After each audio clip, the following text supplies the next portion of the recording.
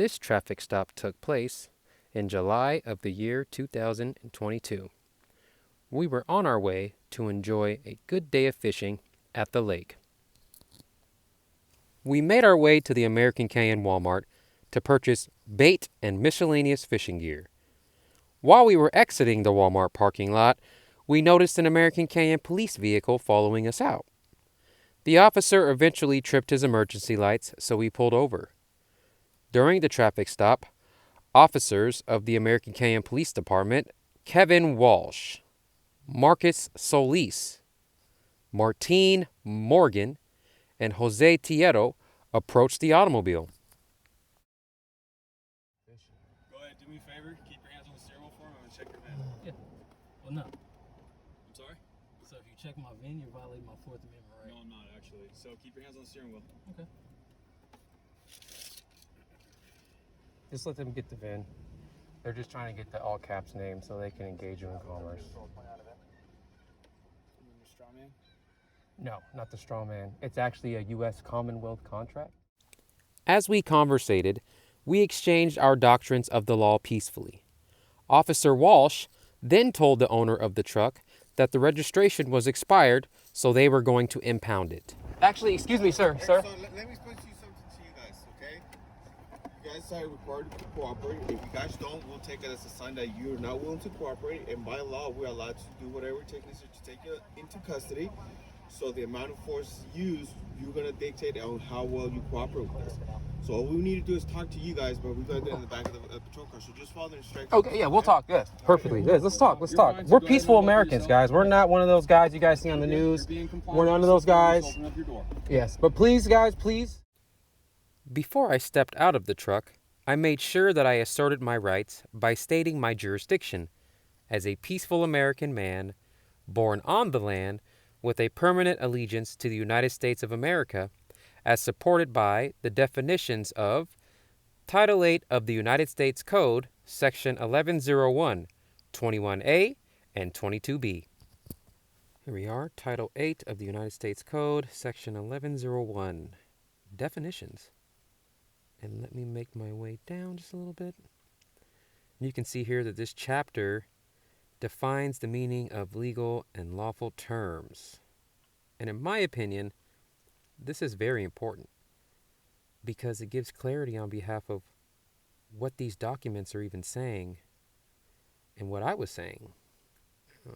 And let me make my way down to 21. There we go. And 22.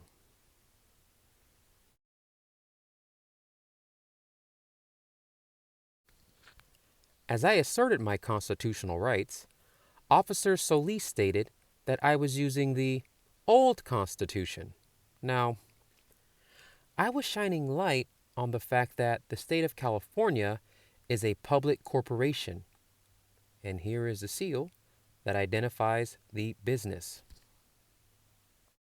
And if we make our way over to the Statutes of California, Chapter 506, Section 2, the term public corporation, for the purposes of this act, means the state of California, or any political subdivision thereof, or any incorporated municipality therein, or any public agency of this state, or of any political subdivision thereof, or of any municipality therein, or any corporate municipal instrumentality of this state, or of this state, and one or more other states. This stems from Chapter 505 of the Foreign Trade Zone Act of 1935, identifying the state of California, or any political subdivision thereof, to be a foreign trade zone operating on American land and soil as a matter of law. Saying that the state of California is a corporation isn't a bad thing. It's just that I simply don't work for them. I would have to be for hire and put in an application to be subjugated to their corporate policy. And here goes the corporation's constitution, the Constitution of the State of California. Now, let's go to Article 1, Section 3 of this Constitution. The Constitution of the State of California, Article 1, Section 3 states, "The State of California is an inseparable part of the American Union. and the Constitution of the United States is the supreme law of the land. Now, the State of California Constitution and the Constitution of the United States. But the Constitution of the United States, as stated in the State of California's Constitution, is the supreme law of the land. And this is why every officer must have an oath on file to be lawfully employed in the United States of America. It's a legal instrument, a signed contract, a promise to faithfully discharge the duties upon which they have entered. The oath is a bond. So, let's read one to obtain more clarity. Here is the oath of Officer Solis. It states, I, Marcus Solis, do hereby solemnly swear or affirm that I will support and defend the Constitution of the United States and the Constitution of the State of California against all enemies, foreign and domestic, that I will bear true faith and allegiance to the Constitution of the United States and the Constitution of the State of California, that I will take this obligation freely without any mental reservation or purpose of evasion, and that I will well and faithfully discharge the duties upon which I am about to enter. And it's undersigned, Marcus J. Solis. Now that we know that the State of California's Constitution, Article 1, Section 3, clearly states that the United States Constitution is the supreme law of the land, let's read from the United States Constitution. And let's go to the 13th Amendment. Just 1 second. Let me go down. Okay. The 13th Amendment. Let's go. There we go. Ratified December 6, 1865. And it states, Section 1. Neither slavery nor involuntary servitude except as a punishment for crime, whereof the party shall have been duly convicted, shall exist within the United States or any place subject to their jurisdiction. The 13th Amendment ended slavery, or involuntary servitude, meaning that if you did not serve a corporation, then you were not subjugated to their policy as a matter of law. Unless one was properly mentally persuaded or duly convicted of a crime, subjugation to a foreign trade zone's municipal state policy equates to involuntary servitude, which is slavery, a flat-out violation of the 13th Amendment of the Constitution of the United States, the supreme law of the land. About hands on the dash. So do you know you're contracting me? Hands on the dash. Sir. Okay, you're contracting me. Cool. Nice contract. Stay right there. Now you step up. Left hand on top of your head. I'll step out, brother. Left hand on top of your head. I'll do it safe. Okay, because... Face away from me. Do you have any knives or anything like that? No, I do not. I do not. Oh my gosh. Do you mind if I search you? No, you do not have the jurisdiction under 11th Amendment, sir. Hey, stop. I'm just saying. I'm just asking for consent. That's all I'm asking You're for. squeezing my hands. You're pulling away from me. I'm not pulling. I'm standing right here, brother. You're on camera under California Penal Code 148.G. You're on camera. Already, Officer Solis starts squeezing my hand and pulling me out. And he states, do you mind if I search you? No, I was not giving him any consent, but he still did it. And then he continued to squeeze my hand harder, claiming that I'm moving away from him when I was standing still. And if you catch, he states that I'm asking for consent. You're asking for consent, and I'm not willing to give it to you because I didn't commit a crime. I'm just a passenger in a truck. So I let him know that he's being recorded under California Penal Code 148G. So let's make our way over to the California legislature and let's look up Penal Code Section 148. And let's make our way down to G. And I'll give it a quick read.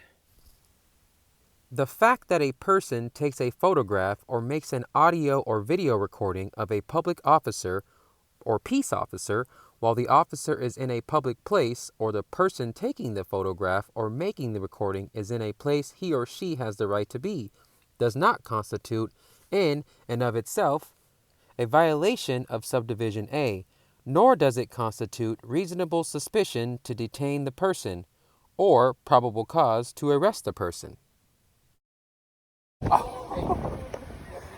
I do not. You have a bulge right there. Hey, You're not going to search me. I'm gonna pat you down. Sir, I don't have weapons on me. I have my arms.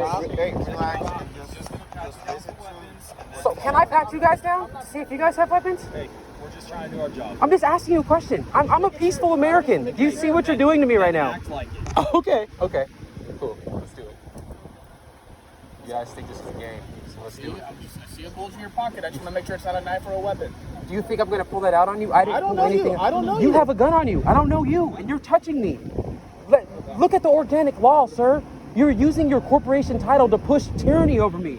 I can't search you. You have a weapon, and you're touching me. Use common sense then. Hey, sir, we're trying to do this as. You're not using common sense. You're searching me, and We're you're not searching you. It's called a pat down. Stop pulling away from. Oh my gosh. You're not under arrest. You're detaining me. You're detaining me, brother. And you're not using common sense. Widen your stance. Oh my. Every excuse you use against me is pointless. And you just touched my private part, bro. Nah, bro. You gotta take these cuffs off me, bro. I'm gonna sit down until I actually do anything against you. Either you can sit on the bumper or you can sit in the back of the patrol car. So, like I said, your amount of cooperation is going to dictate how this goes. So you I've been nothing but Mr. polite to you. Morgan. I've been nothing but Okay, polite to before you. I sit down, Mr. Morgan, I'm letting you know under California Penal Code 148.g, you're being recorded. That's fine. Okay. And so are you. Okay. Perfect. I'm just letting you know, guys. I comprehend law. So, listen. It's expired. Okay? We're not accusing you of anything. You took me out the car and you just grabbed me and put cuffs Are on you me. gonna let me I'm a talk? peaceful man, but you just did this to Are me. you gonna let You me got to explain understand to that I'm you? sort of angry, but I'm peaceful. I understand that you're angry, but are you going to... What if I did this to you? Are you going to let me explain this to you? Or I'm just are you asking you gonna- a simple question because you're literally Obviously, pushing. I'm not going to be able to rationalize with you, so there's no point in me trying to... I'm asking you a common organic law question, and you've already detained me, and you have no standing. You're saying that this is all normal, and you're saying I'm not cooperating with you, like I'm starting something. A crime by law is a reported damage, loss, or injury by a living man or person. So unless there's any man here that is claiming that there is an injury, damage, or loss, then you are actually violating multiple laws of the land. So after they detained me, they sat me in front of one of the cars on the bumper while they were engaging in the inventory search. I did not consent to any searches or seizures.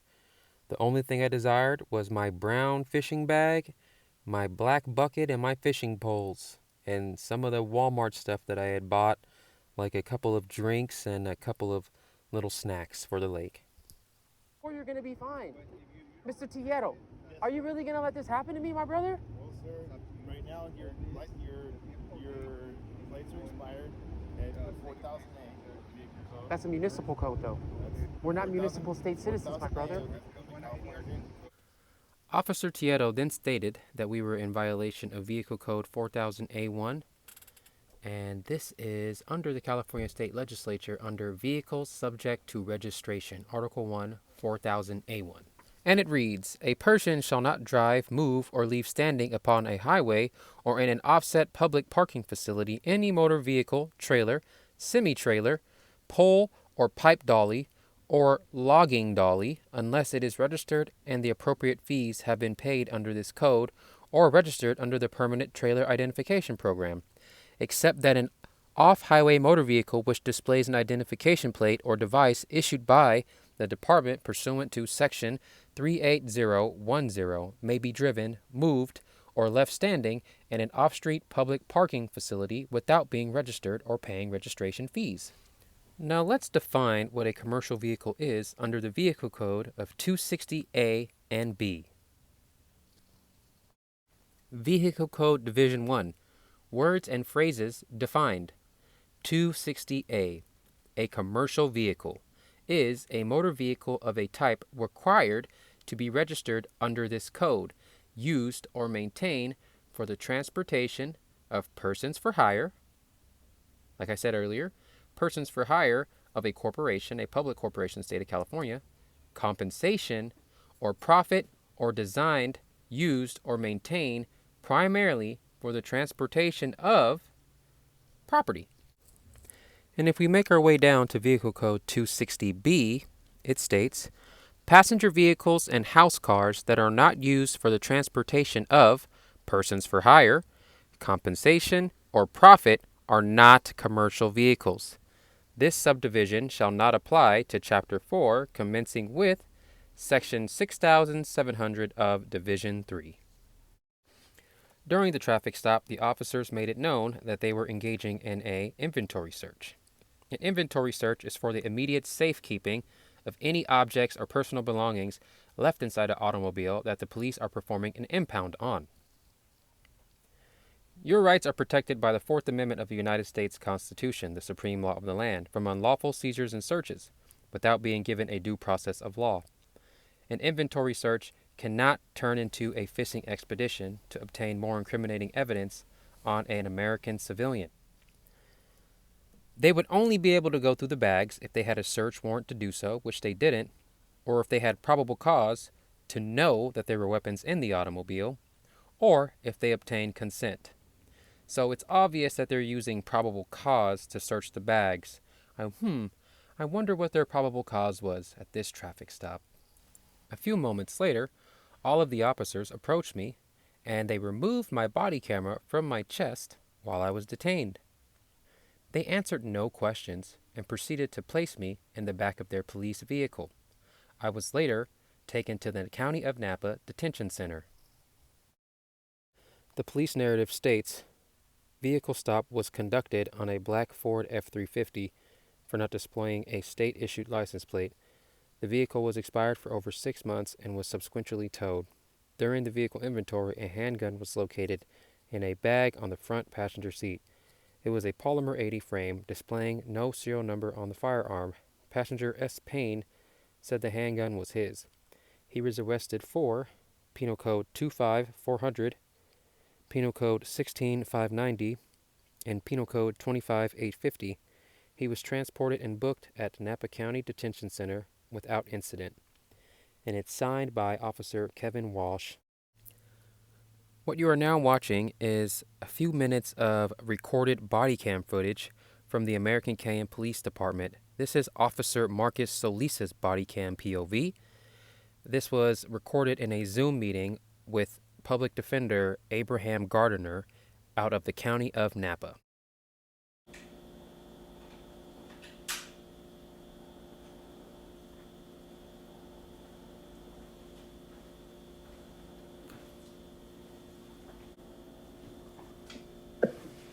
Yeah, that's my bag. My fishing stuff.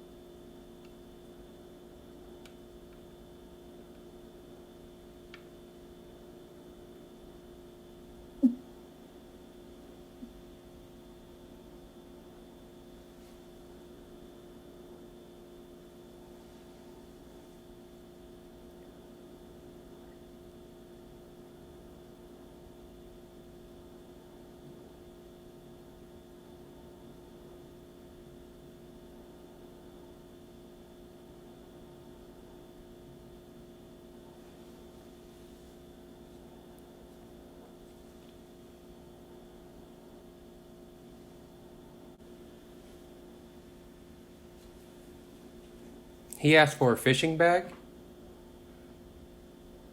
I think I heard him say fishing bag or something.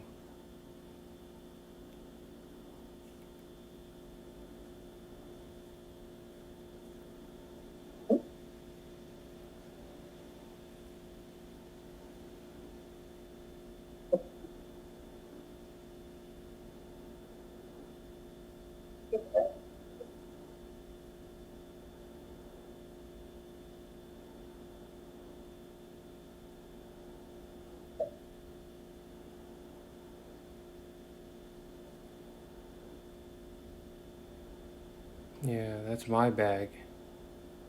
Brother, like, please don't put my fish instead of your.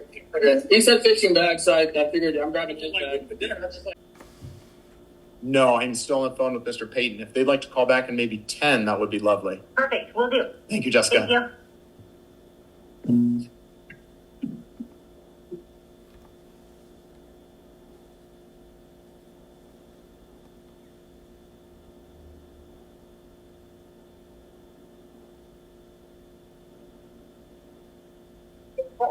Boss.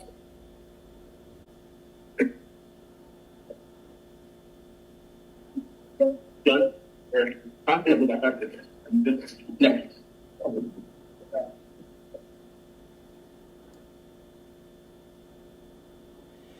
I'd really like to hear what me and him talked about. Okay, that's that firearm. Wait there, one moment. I just want to see that they... Okay. Next. So you can see his glove on the lower right-hand corner there. Mm-hmm. Turning off the audio on his camera. Oh. They're allowed to do that in some circumstances when they're talking about tactics and things like that. Oh, okay. That'd be less than what they're up to here. Okay. Oh, I see the right hand. Yeah. Okay, okay. Good call, good call.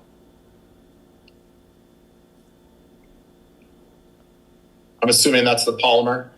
That looks like the one. I never got to see it, but I'm pretty sure that's the one, unless that's the BB gun they're talking about. I didn't see nothing inside of it. It doesn't look like that kind of magazine. Oh, Or okay. this magazine holder. Yeah, Or receiver. I didn't see anything inside of it. That must be the BB. It has to be the BB gun then, because I didn't see anything inside of it. Oh wait, no. You know what? You're right. That did look like some type of polymer, because that's not. I can't tell. I'm just guessing from the grip. Yeah, if they just Sometimes hold it still. honestly, they start to look the same. Yeah, if they just hold it still for 1 second, I'd be able to tell, but I can't tell. They're moving it so fast. Is it? Oh, it's still sped up. That's why. Huh? Oh, no, I slowed it down to normal speed. Oh, this normal speed? Okay. Yeah, they're moving double quick. Yeah. Oh, wow. They are moving quick then. It's kind of, it's the fisheye lens. Makes everything not how we really perceive things. Oh, okay, okay, okay. I just started with that right there.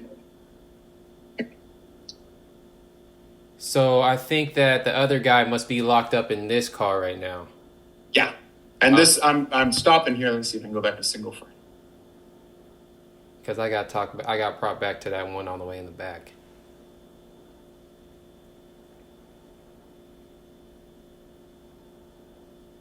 Yeah, so with actual ammo. Oh, I see it. Yep. Okay. That's the polymer then. And again, that's not on you.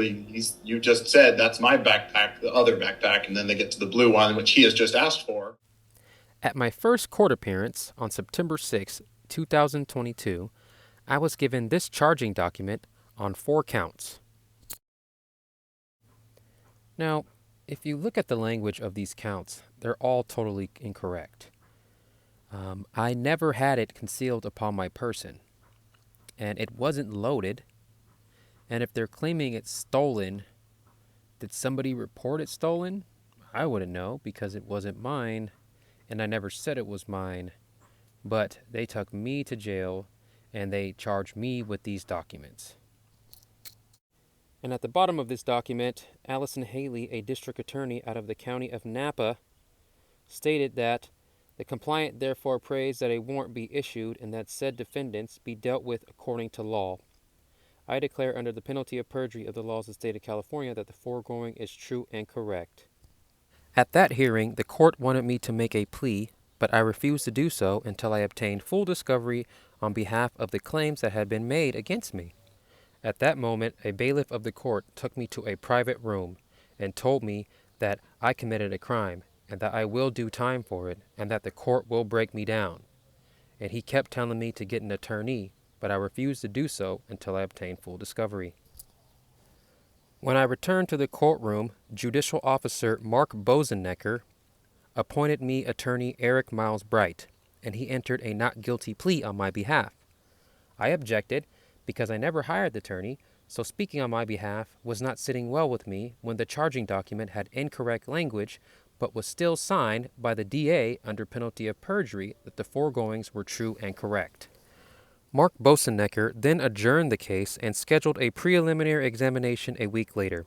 After reviewing the incorrect documents, being threatened in a private room, and having a plea entered against my own will, I reached out to multiple government agencies, but none of them were able to help.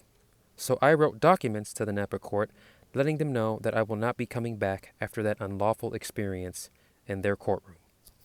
There was a warrant put out for me, so I contacted the county clerk of the county of Napa, John Tudor. I requested certified documents pertaining to officers and attorneys of the Napa court to ensure that I was dealing with legally licensed government agents. Mr. Tudor stated that he had most of the documents I was requesting, but for some he would need more time to find. I made it clear that I was not running. I stayed in contact with the Napa court through documentation for over a year, asking questions on behalf of why the documents had construed language, only to obtain no response. I spent the majority of my time seeking government information like oaths of office, license to practice law, etc., to ensure that the agents I was dealing with were even qualified to be in their offices, because my constitutional rights had been totally disregarded. Now let's go over to the California legislature and let's look up Government Code Section 1770. This particular section of the Government Code talks about public offices and vacancies. So we can go down to 1770. An office becomes vacant on the happening of any of the following events before the expiration of the term. And let's go to G. His or her ceasing to discharge the duties of his or her office for the period of 3 consecutive months, except when prevented by sickness or when absent from the state with permission required by law. Now, I had been reaching out with documentation to the court for over a year, so that's over 3 months, and I obtained no response from so-called licensed government agents. So unless everyone was sick at the court or absent from the state with permission required by law, they were not discharging the duties upon which they had entered, so their offices, by law, are actually vacant. On May 16th, 2024, I was traveling home from the lake. I had just finished fishing, and I was traveling down Fairgrounds Drive, which is a through road, and a man in a Toyota instantly performed a turn without looking right in front of me. And at the last second, he noticed my automobile in close proximity, so he panicked and stopped, blocking both lanes. I instantaneously turned to the left, trying to avoid his automobile, but both lanes were blocked by his car, so I had no room to maneuver, and I tapped the passenger rear area of his automobile. I got out of my car and made sure he was okay, only to find him in the same spot, so I helped him move to a safer spot, and we started conversating. This was a particular situation, and there was a language barrier between the two of us, so he called the Vallejo Police Department for language assistance, and officers Vashdeep Giri and Stefan Placencia arrived at the scene 45 minutes to an hour later. I'm a peaceful guy. Are you okay? Let me ask you a question. Are you okay? How are you feeling? Do you need help? Sir, you should move your car. Move your car, sir. Move your car here. Move your car here. Move your car here. You're in the road. You're in the road. You gotta move out the road. Move your car right here. Yes. Right here. Yeah, right here. That's how that happened. You're stuck in the road, man.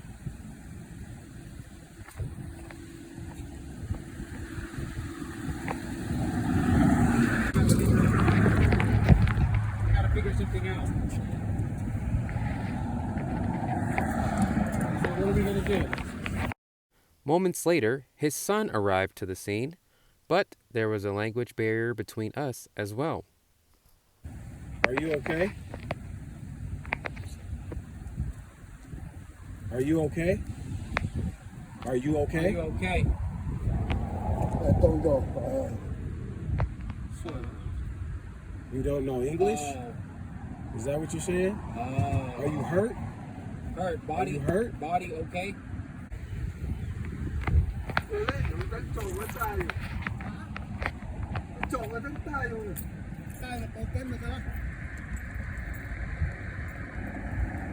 Yeah, man. So he was coming. So I was coming down the road, regular speed, and my Camry down there that's destroyed. And then he was taking this U-turn. I don't know if he was taking a U-turn or a left turn. I don't know. But he literally came in the road. He literally turned last second and just stopped right in the middle of the road. So when he stopped, I slammed on the brakes. I could have went to the left, but when I was going to the left, I had to rear onto this road and there was somebody coming. I would have went head onto that guy that was coming the other way. So I couldn't dodge him, but he stopped in the middle of the road. He didn't even... So pretty much, I'm just trying to figure out if he's okay or what we're gonna do because You do speak English, right? You speak English? Little bit. Little bit.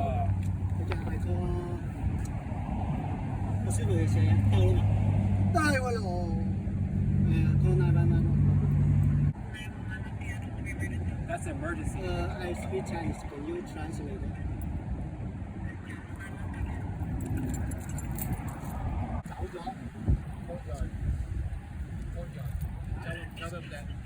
Tell them that they're at the courtyard. Courtyard.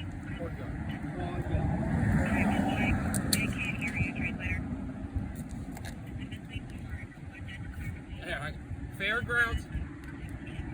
Excuse me, man. I can speak for him, I think. Well, really, he's calling because there was a car accident. Nobody's injured, but he doesn't speak English, so he's just trying to figure out the next move. But I'm trying to explain to him. What is it? The automobile is still here, yes.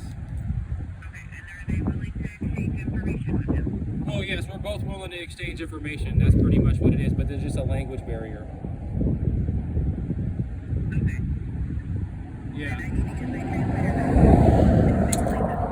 Oh, okay. Well, I didn't know what was going on, that's why.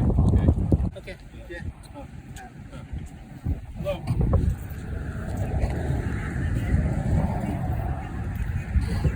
Yeah, my hands are dropping the owner on the other automobile, and I haven't not left the scene yet. I'm pretty much just trying to establish that the other man is okay. He seems to be great. He's walking around talking on the phone right now. I'm just trying to exchange information with this man and call it a day, really, because I was on my way somewhere. My car's destroyed. It's probably not even going to make it anymore, but it's all right. We'll handle that. It's just getting information and swapping it, yeah. When he moved the car out the street. Oh, I was in the car. That's my car. That's my car. That's me. Yeah, that's me. Oh, yeah, bro, that's me. Yeah, so his car, that's his car. But that's me, that's mine. Yes, that's mine. So Yeah. well, yeah, he stopped in front of me right here. Yeah. Okay. Yeah. What?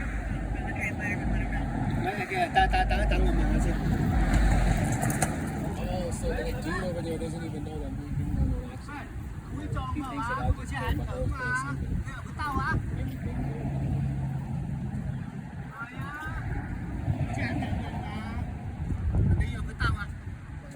Yeah, that's me. That's me. Yeah, that's me. Yeah, that's me. Yes. When the translator talked to the man's son, she validated that the owner of the Toyota didn't know that I was the other party involved in the auto collision. I informed the two of them that I do not have corporate insurance, but tribal assurance, which is a positive declaration intended to give confidence and promise to have certainty in one's own abilities and to own up to one's mistakes. I let them know that I was not running from this situation and that I would not leave without making a respectful agreement. Yeah,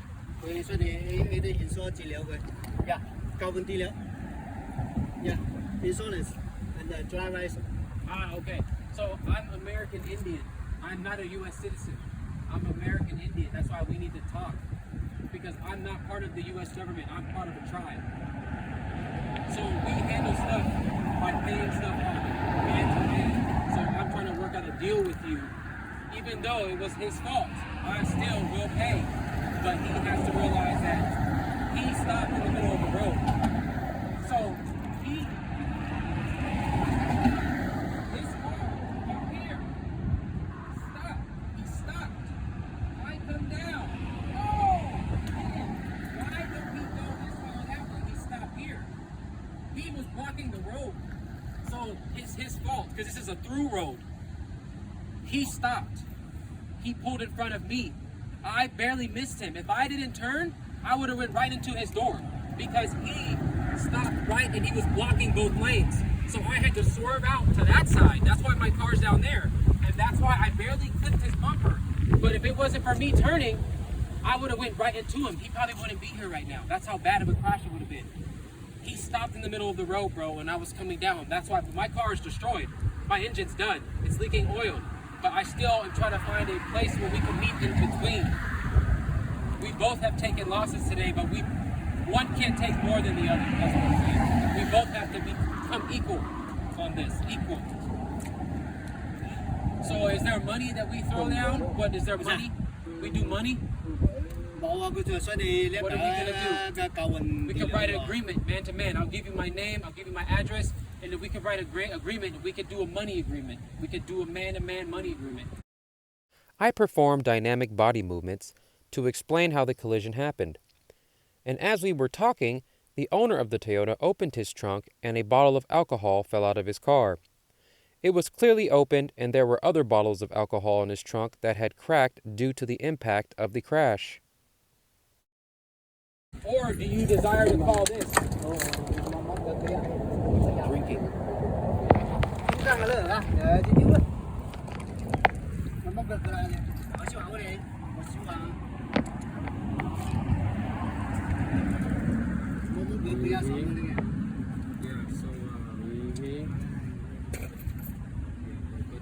We could work out a deal, man to man, because we have to be free here. We're free, but when we make mistakes, we have to pay them up. But since both of us have made mistakes today, we both come to an agreement. See what I'm saying? You agree. You get that right agreement, and we stick together.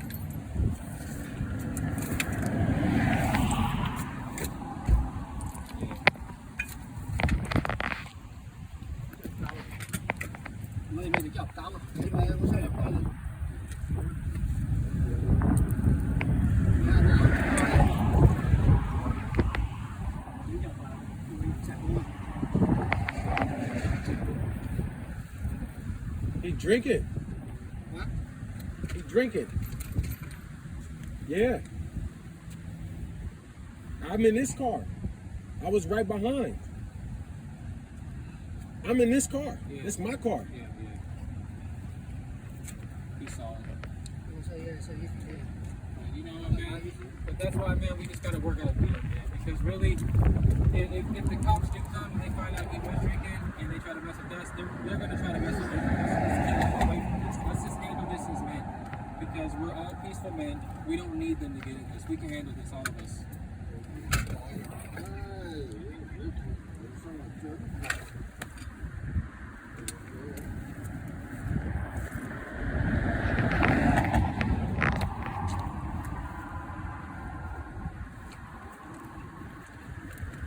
You know what it was? He wanted to turn. He had no business coming here. He's gonna do a U-turn. Yeah. Ê, cái gì thế? Bãi vào cho nó chiếu They're not paying attention. It makes sense. It makes sense. Nghe vào mà. Because there's no way that because my reaction time's pretty good. Cái It happened so fast. He just, I knew that he had to just turn in because if he was waiting, it would have been one of those moments. It would have been one of those instances where I would have missed his front bumper. Like he would have jumped out and slammed on the brakes, and I would have spun around him. But he had already fully committed to the turn and saw me and panicked, and it stayed where he was. That's what happened. I get that. That's panic. Like target panic fear. I get it. It happens to everybody. But at the end of the day, it's like, hey, dude, my car is destroyed. He didn't get a bumper. His fender was only bent. My car's done. The engine's done.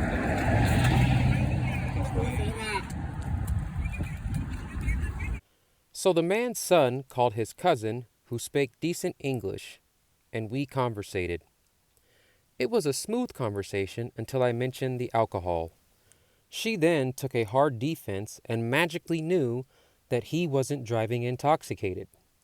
I'm not accusing the man for driving drunk, but the way that the collision happened left me wondering. It was a bright day. I was traveling speed limit. I clearly saw him. I thought he clearly saw me. And when I got about 80 feet away from him, he pulled out right in front of me and stopped.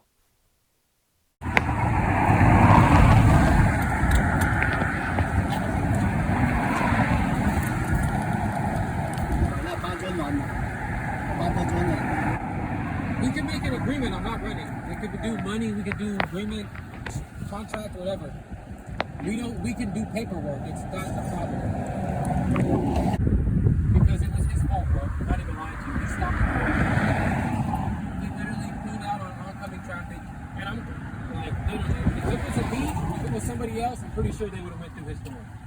But I'm pretty cautious traveler, and I was able to react in time. But I swerved off to the left to avoid him. Like, if I would have kept muscling through, it would have been bad. So the fact that we both have life, I'm happy for that. But I still get the worst part of the deal because okay. Hello. How are you? Yes. Yes.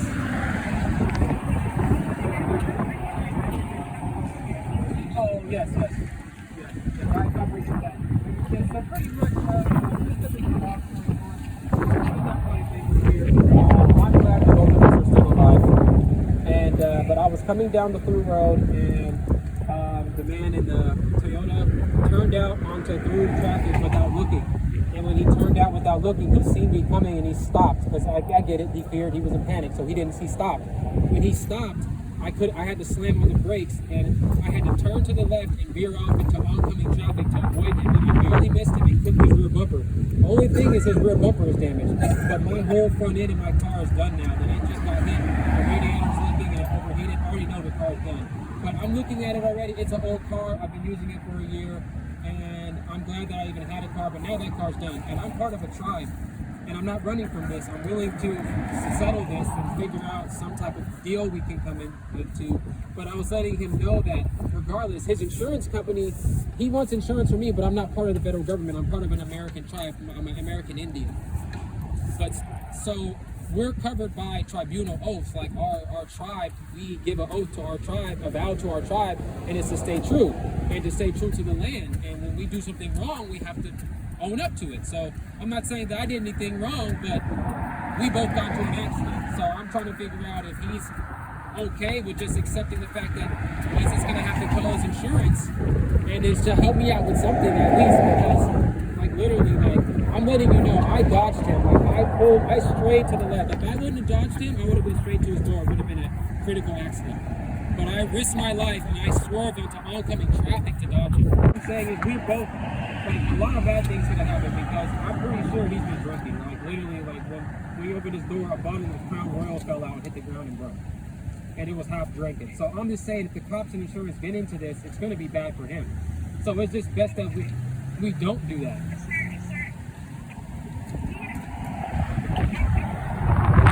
Yes.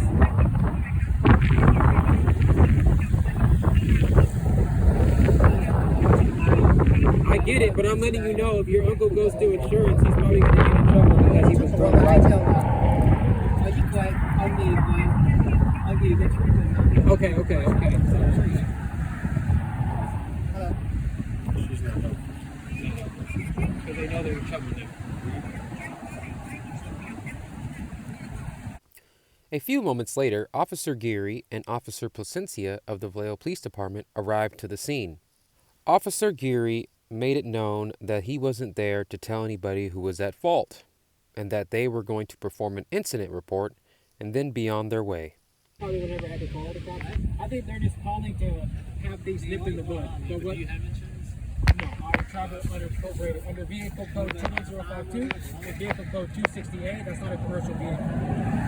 City of Vallejo Municipal Police, City of Vallejo Police Department Municipal Policy 100, purpose and scope, and Policy 102, U.S. Oath of Office, is to observe the constitutional rights of those served by this department. So I'm just bringing constitutional.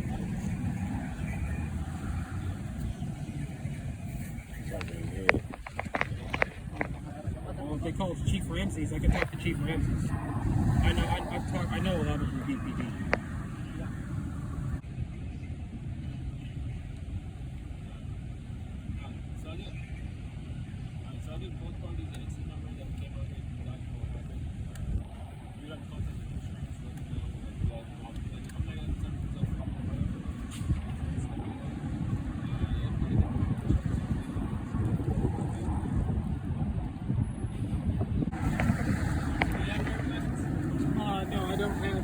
I don't have a state of California affirmation. I have California state affirmation, but I know that it's I don't have a license is only for a state of California resident. I don't. You know, there's a rule-free jurisdiction and a federal jurisdiction, right? So you're saying you don't have a license? No, but I've already established this with the county of Solano. I've already established this with Robert Schwarsky, the commissioner, and with Ramses. I've already talked to all the officers. This is old news. I already have public. To my surprise, the officers didn't care about the strong smell of alcohol coming from the other man's car. A generous amount spilled out from his trunk, and it literally smelled like an alleyway near a bar.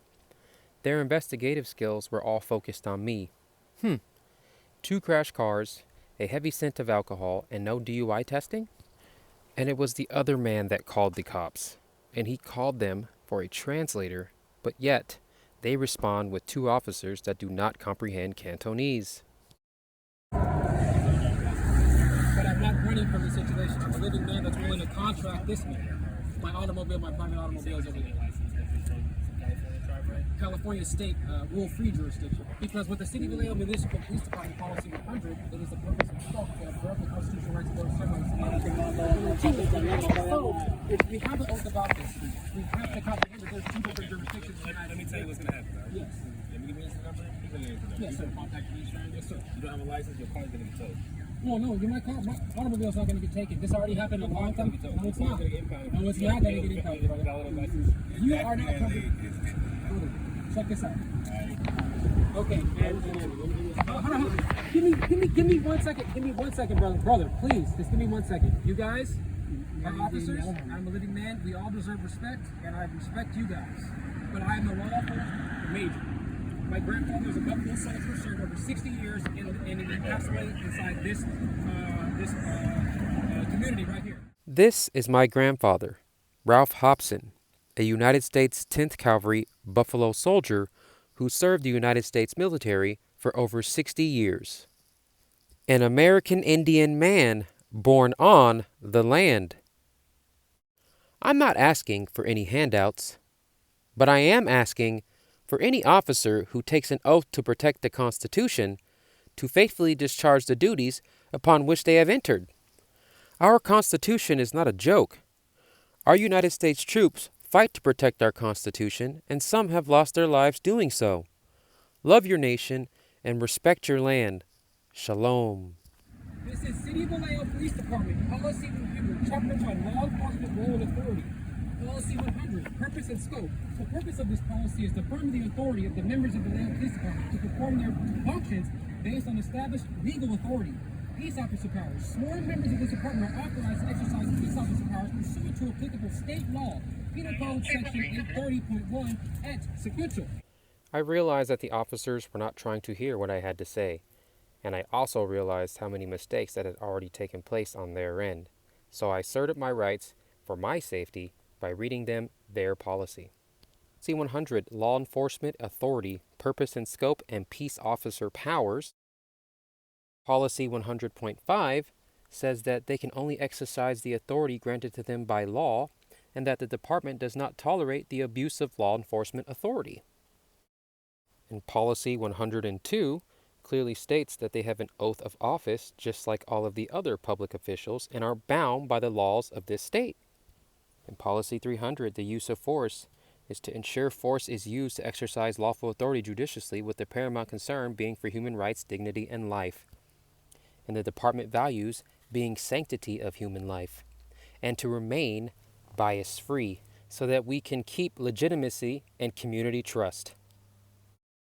So when we go to policy 102, the U.S. oath of office, all department members, when appropriate, shall take and subscribe to the oath and affirmations applicable to their positions. Okay. All sworn members shall be required to affirm the oath. I have a sergeant on the way. Okay, let's read the Constitution. You're telling me the policies that I already read. That's not what I'm asking. Do you have a license or not? You said no. Constitutional requirements. Let me just finish with this. Constitutional requirements to be part of the Vallejo Police Department is all members shall observe and comply with every person's clearly established rights under the United States and California constitutions. Now we're talking about two constitutions, which means two different jurisdictions. So what? No, you're talking about the state of California, sir. Okay, brother. That's a court of a corporation. The officers aren't properly trained. They don't comprehend that the municipality, Vallejo Police Department, is a political subdivision of the state of California, a public corporation, meaning that their policy is actually for them and them only. This is the corporate seal. Whenever you see this seal, the Great Seal of the state of California, it simply represents the corporation. This is the corporation's way of identifying with the public. The state of California started in 1850. Now ask yourself, before 1850, was there no land here? Of course there was. There was only California State. The state of California simply didn't exist until 1850. And here are some of the oaths of office from the officers that I talked to that day at the scene: Vishdeep Giri, Jody Brown, and Stefan Placencia. And if you look at the top, it reads, City of Vallejo Oath of Affirmation of Allegiance for Civil Defense Workers and Public Employees of a what? Corporation. And here is the seal of the City of Vallejo, and it reads, City of Vallejo Incorporated, 1868 AD. The state of California was created in 1850, and slavery ended in 1865, and 3 years later, the city of Vallejo was created in 1868. This is all around the same timeline, starting to make sense? And this is why it is so important that any public official who holds any office, especially one that could prosecute against individuals, has a solid comprehension of what the constitutions are actually saying and what involuntary servitude and slavery actually is, knowing that they serve a public corporation granted to them through the Foreign Trade Zone Act, but then applying corporate policy to Americans that have no obligation to serve their corporation. No, I'm California State. You're in the state of California. That's a federal corporation. No, that's an annexed corporation. I have the federal employee identification number. Yes, sir. I don't have a state of California ID. What's your name? How about that? You are trying to affirm a legal affirmation. Verify who you are. Who are you? I'm a living man, a family of Peyton. A living man, a family of Peyton. Because if you don't tell me your name, you're about to go to jail. I'm not going to jail, sir. What's your name? You're threatening me now. No, yes you are. You're saying I'm going to jail. What if you are wanted? But I have to be wanted first. Yeah, but again, But there has to be some type of. But you have to actually know that I'm actually the guy that even questioned me. So do you know what a crime is, my lawyer? we can do that by checking your system. I'm gonna wait till your guys' sergeant gets here, sir. I'm gonna wait till your sergeant gets here. No, I'm gonna call the sheriff. You go whoever you want to hear. I'm not going. You have to go. You're right now. And let me say this. The owner of the Toyota that caused the crash didn't even know that I was the guy that hit him. And the cops took an hour to get there. If I was going to run, I would have ran a long time ago.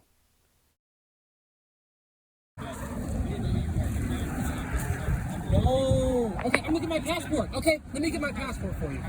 But let me let you know this. Man to man, if I give you my passport, you will hand it back to me before we talk about anything else after this. You will hand it back to me. Because the reason why I have an issue getting something out is because I'm handing my passport over to somebody who hasn't studied the Constitution. What do you think? It's not funny, guys. It's not funny. If you hand me your passport, I will run it out and then I will hand it back to you. You will hand it back to me. I will We hand just it need to back. make sure you know. Before we talk about I speak anything. back to you. Okay, I will that's have, all I need to run it out because through I my have to radio. these out and I haven't been getting them back So from. listen, I have to run it out through my radio and then I will give it back to you. That's it. Okay, I have your word. Sign off Queen 51 52 and sign off Queen 53 and 54, please.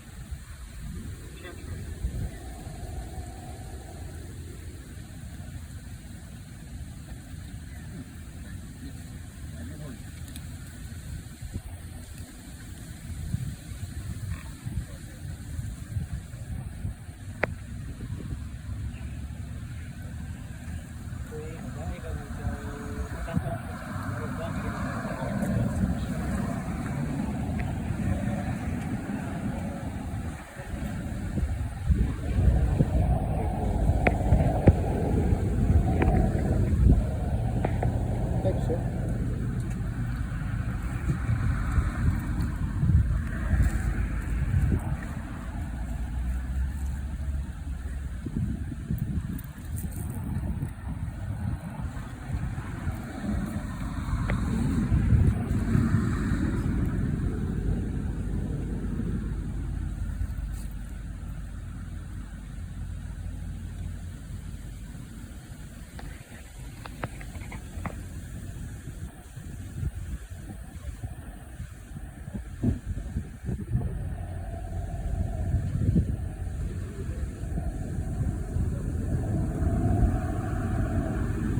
Should we mention, He was drinking and he has alcohol in his blood? right? I don't think so. Because the thing is that I need to affirm this jurisdiction with these guys first and establish jurisdiction because these guys are new officers. They haven't met me before. I'm just waiting for the charge to begin.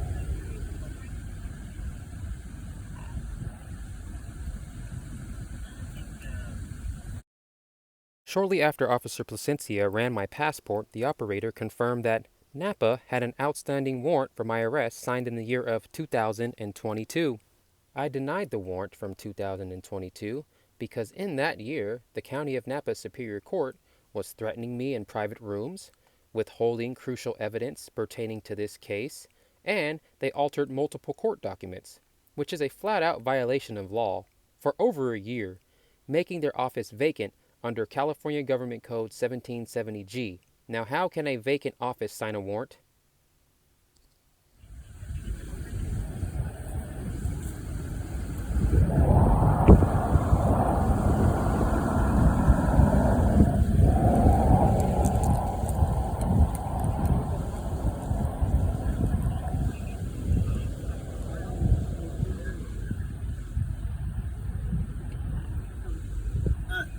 So, you do have No, I don't. Officer Placencia then approached me, stating that I had a warrant out of Napa. I instantly denied because I knew the warrant was fraudulent. So I simply stood my ground and tried to reason with them to uphold peace on the land. Officer Placencia then grabbed an arm, and Officer Geary grabbed the other arm, and they proceeded to drag me down to the ground. Officer Geary struck me in the back of the head twice, putting me out for a couple of seconds, and I woke up in handcuffs. No, I don't, brother. No, I don't, brother. Brother. No. You guys. No, guys. You guys don't. You guys trying to study the Constitution, please.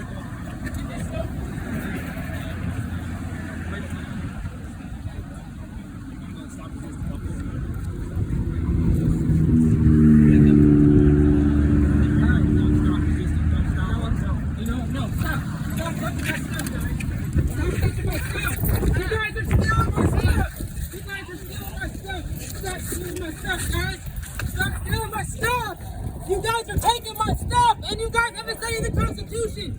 I'm a peaceful man. Turn around. Constitution. I'm a peaceful man.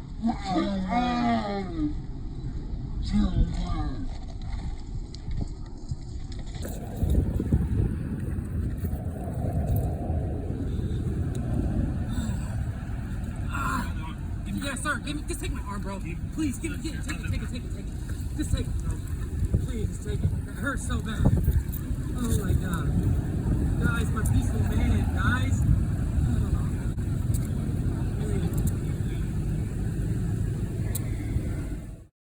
I then had a short conversation with Sergeant Jody Brown of the Vallejo Police Department.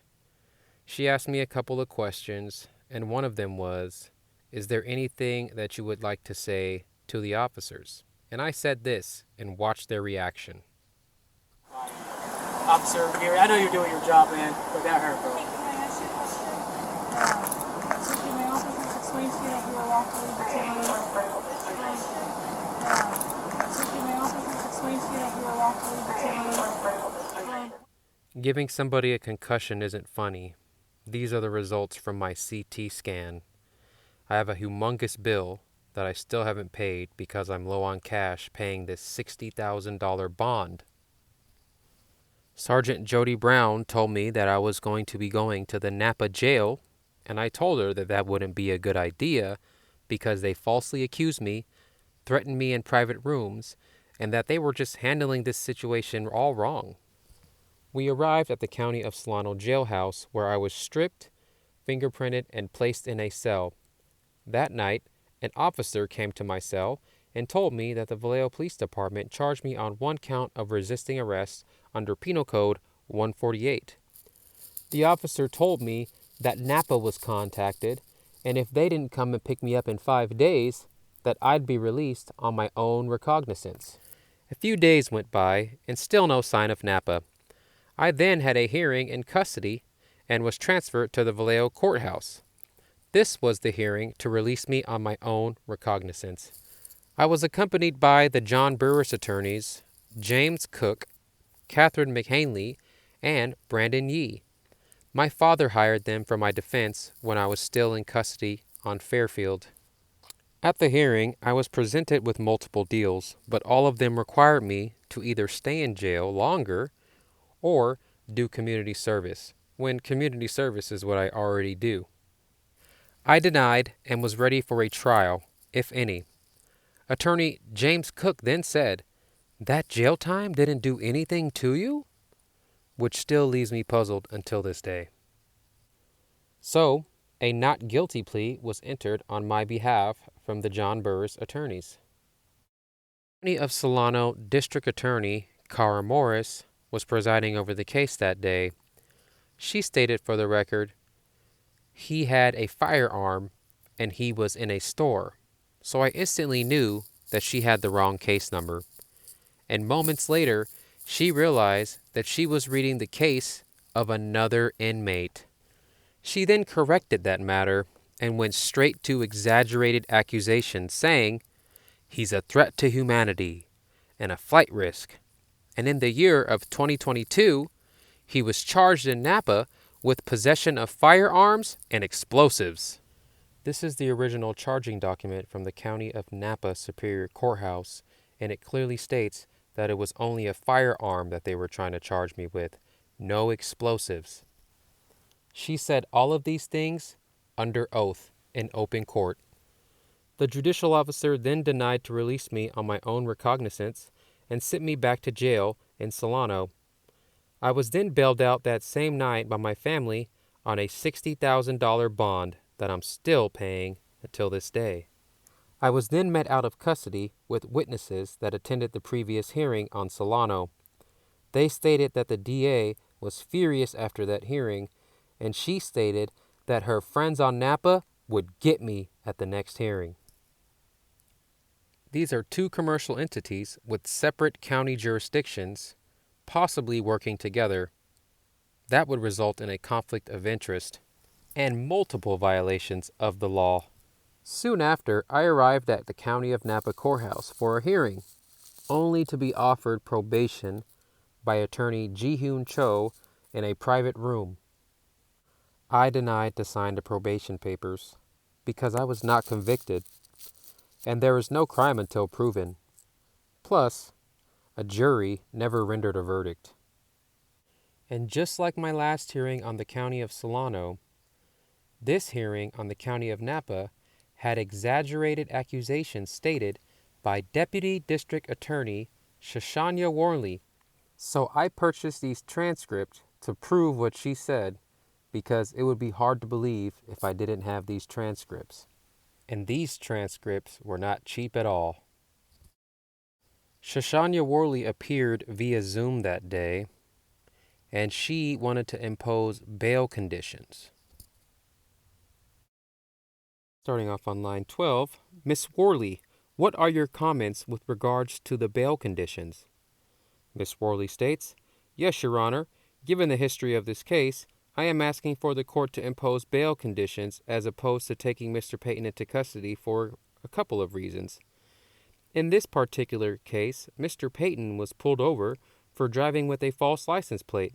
His vehicle had, I believe, not been registered? Defended Payton. I said, it wasn't my vehicle.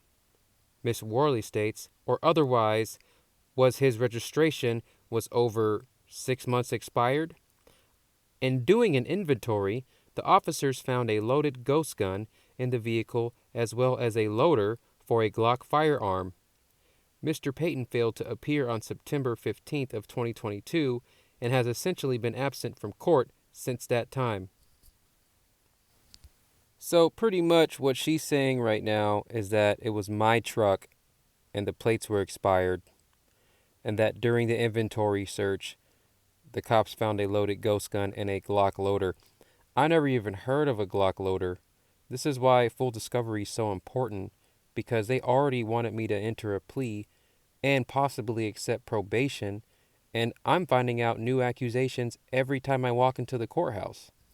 Okay, and back to the transcript, Shoshania Worley was speaking, and she stated, so we're almost hitting 2 years of him not availing himself to the court process. In fact, he filed a couple of motions, but he never has brought himself back before the court. In addition to that, Mr. Payton was recently arrested by Vallejo Police Department, and there is a new pending case in Solano County for a battery on an officer and a 148. So Shoshania Worley was saying that I was evading the court, but I was sending in documents every month. And they had my address, they knew where I lived. I wasn't running, just like the situation on Solano. But she actually added a charge. She said that I got arrested by VPD for battery on an officer and a 148. The battery is a whole separate charge. That's Penal Code 242. The only penal code that they're trying me for on Solano is 148, resisting arrest. So she added a whole offense, and she claimed that the truck was mine and that I was driving. Under oath. Here is the County of Solano charging document. And if you look at charges, count 1 is Penal Code 148, resisting arrest. Where's Penal Code 242 at? So I'm thinking that this might be the friend that Cara Morris was saying was going to get me in Napa. But regardless, the language on these documents have been construed, and the only thing that's been taking place is threats and coercion, and that's exactly why I've been keeping my distance. Days, weeks, and months passed by as I attended both courthouses on Solano and Napa. We had about 4 to 6 trials extended under Penal Code 1050, and every time the court found good cause to extend. I told the Burris attorneys that I could clearly see what the court was doing, but they claim this was normal. Meanwhile, on Napa, the court kept appointing me new attorneys the week, or in some cases, the day of trial, while using the continuation benefit of Penal Code 1050 to find good cause to extend every time. Judicial Officer Brian Kim of the County of Solano Courthouse told the Burris attorneys off the record in front of the court that we're going to wait and see what Napa does. So it was becoming more clear to me on behalf of why I was being hindered from trial on Solano. Eventually, the Burris attorneys would make a motion to be relieved as counsel, claiming that I'm hard to work with, and the court granted it, when all I desired was full discovery and a speedy trial, if any. I never waived time willingly. I remained as peaceful as possible the whole time. Moreover, a judicial officer of the County of Solano, Jennifer Proctor, appointed me public defender Andrew McDonald, and at our first meeting in his office, I told him that all I needed was the body camera footage from the Vallejo Police Department for my personal records to make a fair defense, and I'll handle the case myself. A few days later, at the next hearing, the court raised doubt under Penal Code 1368, claiming that I'm incompetent to stand trial, and they wanted me to meet their private doctor to be evaluated before we proceeded. California Penal Code, Section 1368, and I'll give it a quick read. 1368A. If during the pendency of an action and prior to judgment or during revocation proceedings for a violation of probation, mandatory supervision, post-release community supervision, or parole, a doubt arises in the mind of the judge as to the mental competence of the defendant, the judge shall state that doubt in the record and inquire of the attorney for the defendant whether, in the opinion of the attorney, the defendant is mentally competent. If the defendant is not represented by counsel, the court shall appoint counsel at the request of the defendant or defendant's counsel or upon its own motion. The court shall recess the proceedings for as long as may be reasonably necessary to permit counsel to confer with the defendant and to form an opinion as to the mental competence of the defendant at that point in time. B. If counsel informs the court that they believe the defendant is or may be mentally incompetent, the court shall order that the question of the defendant's mental competence is to be determined pursuant to sections 1368.1 and 1369. If counsel informs the court that they believe the defendant is mentally competent, the court may nevertheless order a determination by the court or the defendant's mental competence. C. Except as provided in section 1368.1, when an inquiry into the present mental competence of the defendant has been commenced by the court, all proceedings in the criminal prosecution shall be suspended until the question of the present mental competence of the defendant has been determined. I denied the claim and asked Miss Proctor what was the cause of doubt, and she stated that she didn't have to tell me why she has doubt, and that if I didn't see the doctor, that they would hold me in custody and have Dr. Shelley meet me there. I denied the claim due to a lack of disclosure, and they arrested me again and placed me in the Solano jail with an additional $7,500 bond. And unfortunately, this would be my third time going into custody. I contacted the bail bond agents at Aladdin, and they told me that I'm in good standing with them, and since I haven't missed any payments and there were no new charges, that I could bail out for only $15. So I bailed out late that night and started preparing for my upcoming Napa trial. Weeks later, I arrived at Napa, ready for trial, and I waited hours only to be told that attorney Andrew Higgins was busy with other trials, and that I would have to return the next day. So I did, and the same thing happened 4 days in a row until they were forced to give me a trial. So we went up to the third floor of the court, and District Attorney Ian Scott McNear proposed some deals. One was 1 year of diversion, meaning that if I stay crime-free for 1 year, they'd be forced to drop the case. I told him that I can't take that deal because I've already proven to be clean these last 3 years the case was open. The other deal was 2 years of probation. I denied and said that I'm ready for trial.